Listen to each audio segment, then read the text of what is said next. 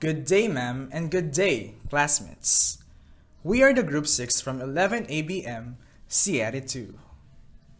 We are here to introduce our game called Where's the Killer? It is a thrilling and an exciting game that you can play with your friends, classmates, or even with your family. To know better, lend me your ears as Karylle Pasilona, MaryJoy Gealon, and Adrian Roda myself will begin to present our game to all of you. Now let's begin to enter the exciting world of this game. But before that, I will going to tell you what will be the flow of this discussion. Today, we will going to talk about first the basic description, next is the objective, third is the procedure, and last is the mechanics. Now, let's dig more information about this game. Where is a Killer is a Filipino game that can be played by anyone. May it be with your friends, classmates, or other people you want to play with. It is a large-scale game that can be done with 6 people in minimum. So the 2 pairs can act as the players na naghahanap ng mga hints to find the killer. One will act as the police that will give hints in every station. And the other one will be the killer that will hide in the escape room that the players need to raid or look for. It is indeed a fun and exciting game to play, while it also improves your cognitive and motor skills as each station will test your capabilities to solve questions and equations and execute physical activities. While in order to acquire hints, you can use your instinct or your detective and investigating skills in order to capture the killer that is hiding. This game is inspired on our Philippine national bird, which is the Philippine eagle, which is known for having a sharp eyes or being mapagmatsyag. Ang mga manlalaro ay kinakailangan maging mapagmatsyag at makiramdam sa paligid dahil maaaring ang killer ay nagtatago lamang malapit sa kanila. Next, it is also inspired by our Philippine national animal, which is the carabao, as it symbolizes hard work, strength, and power. All players must possess all these characteristics in order to execute all the given tasks. Hindi nila matatapos yung game without exerting an effort to finish it. Hard work is really important to finish this game. And lastly, this game clearly shows bayanihan, which is a known characteristic of Filipinos. This game shows how teamwork is really important in a game. Let's move forward to its objectives. The objective of every player in this game is first, to collect all the hints from all stations. May 4 na stations po silang pagdadaanan that can give them all the hints na kailangan nilang i-arrange so they can get the exact location of the killer. Next, the second objective is to obtain hints. Each pair need to solve a question and equation on station 1 and 4 respectively. As what I have mentioned earlier, mabibigay lamang po ang mga hints if they successfully execute all the given tasks. Next, for the third objective, the players must successfully finish all the given tasks at a given time so they can advance to the next station. Fourth, players need to remember that they have to do the task by pair or group. So teamwork and good communication with your partner or co-members is really important. Lastly, upang manalo sa game na to, you and your partner must be the first pair na makakapag-unlock ng room kung saan nagtatago ang killer or first pair to find and catch the killer. To further elaborate this game, here's Adrian Roda. And now, here's the stations of the game. First station, Fix Me, Decode Me. Second station, Capture the Moment. Third station, Bend Through the Web. And fourth station, Unlock It to Win It. Here's MaryJoy Gealon to present the procedures. Now, let us talk about the overall procedures of our game and procedures per stations. For overall procedures of our game, there will be 4 teams consist of 2 or more members that can be played by pair, or kung gusto naman na mas masaya, pwede rin siya by group. Bago mag-umpisa ang laro, kailangan muna magbunutan ang sasali para malaman kung ano ang magiging role ng bawat isa. Pwede silang maging pulis na tutulong sa mga players na makuha ang mga hints ng bawat stations at hanapin ang location ng killer. Siyempre, yung players para sila ang maglaro, at last but not the least, yung killer, which is siya ang magiging goal ng lahat. In this game, all the players is expected in the starting point area, which is located and can be found in the entrance of the CI Tech building. Once na narinig na nila ang sign or signal, then they can now proceed to the different stations.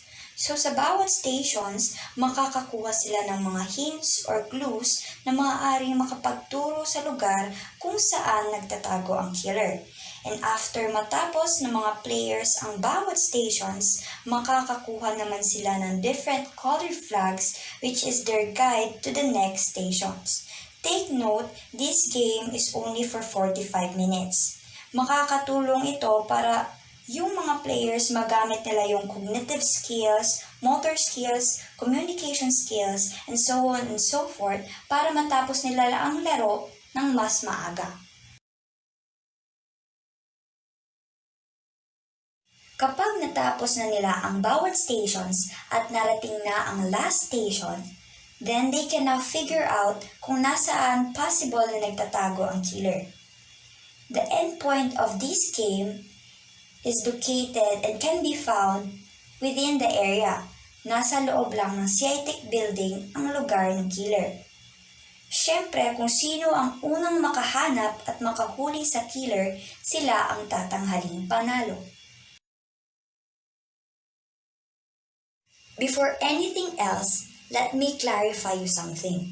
Our game is a very accessible and it can also be changed, depends to the organizer of the game if they want to copy, add, or change something to make it more fun and thrill to the players and also to the audiences. Now, let's talk about the procedures per station. Sa first station, simple lang ang gagawin natin. Magbibigay ng code ang organizer sa bawat players. Kailangan nila itong mabuo in 2 words and kailangan nilang mahanap kung ano ang meaning ng word na yon para makakuha sila ng hint kung saan yung possible location ng killer. Then, they can now proceed to the next station. Pagdating ng mga players sa second location, kailangan lamang nilang gawin ay umikot ng 10 beses. Pagkatapos ay mag-pose sa harap ng camera na nakaset ng 10 seconds. Kailangan kita ang buong mukha ng bawat players para masabi na sila ay pwede na mag-advance sa next station. Take note na meron lamang silang 3 chances para gawin at ulitin ito kung nahihirapan man ang mga players sa larong ito. For the third station, kailangan makatawid ang bawat players sa nakahandang ropes na may letters na kailangan nilang kunin habang tumatawid sila. Then, they can now combine or arrange all those letters to form another hints or clues to locate the killer. For the last station, all the players need to solve the given equation para makuha ang passcode at may unlock ang place kung nasaan ang killer. Ang lahat ng hint na nakuha ng mga players mula sa mga naunang stations ang magiging way para malocate ang killer. At ang passcode na nakuha nila mula sa last station ang magiging key para ma-unlock ang room kung saan nagtatago ang killer. For the mechanics of the game, let us hear Adrian Roda to discuss it. Here's the mechanics of the game. First, you must be with your team all the time. Players must be with their team all throughout the game. They should always stick with their team always, for they can help each other and solve the questions easily. To sum it up, dapat hanggang dulo ay magkasama kayo ng partner mo o ng teammates mo. Second, obeying the rules and regulations of the game is a must. Players must follow and obey the rules and regulations made by the organizer of the game. In other words, disiplina sa sarili ang kailangan ng bawat manlalaro nang sa gayon ay maayos ang magiging daloy ng laro. Third, cheating is not allowed. Breaking of rules and instructions can lead to disqualification of the team. Teams shouldn't do things like cheating just to win the game. If the team or players is caught cheating, they will be disqualified immediately. Kailanman ay hindi magiging tama ang pandaraya. Sa nasabing laro, once na napatunayan na nandaya ang isa sa inyong magka-pair o isa sa inyong team, automatic ay parehas kayong hindi na maaaring ipagpatuloy ang laban.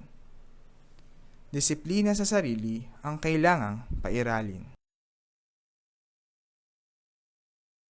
Fourth, each station task should be carried out in succession.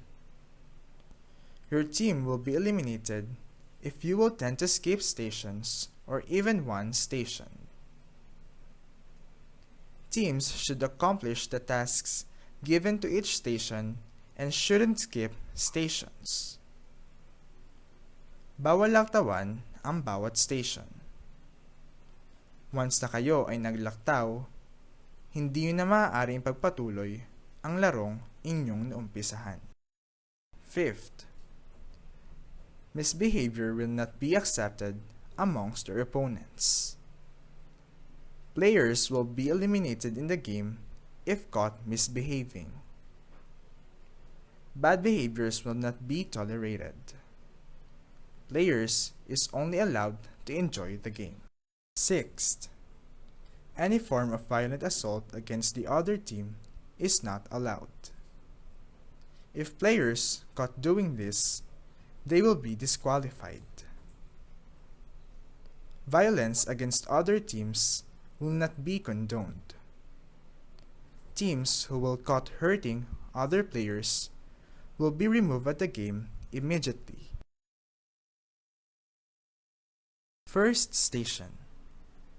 Usage of mobile phones and other devices to search for answers will not be permitted. Teaming up with people that did not join the game is not allowed. Second station. Resting and stumbling after 10 spins is prohibited. You are only allowed to stand straight. Avoid holding objects after spinning. Teams have only 3 chances to repeat the game in this station. Third station. Once the team is already inside the ropes, it is not allowed for them to turn back. The team can cut the ropes.